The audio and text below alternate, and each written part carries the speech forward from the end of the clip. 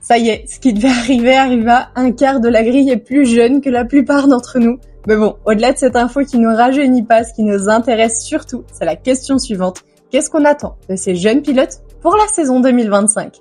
4 pilotes sur les 5 sortent d'une saison en Formule 2, durant laquelle Bortoleto s'est imposé en engrangeant un peu plus de confiance pour la suite, mais nous l'avons déjà vu par le passé, de bons résultats et une bonne saison en Formule 2 ne garantissent pas toujours de bonnes performances par la suite en Formule 1, sachant que seul l'un d'entre eux, Antonelli, sera accueilli dans une top team puisqu'il rejoindra Mercedes. Il va donc falloir pour les autres réussir à se faire une place et à tirer le maximum d'une voiture qui n'est pas à son plus haut niveau, en plus d'être face à un coéquipier qui est déjà en Formule 1 depuis un bon moment et qui donc a déjà fait ses preuves.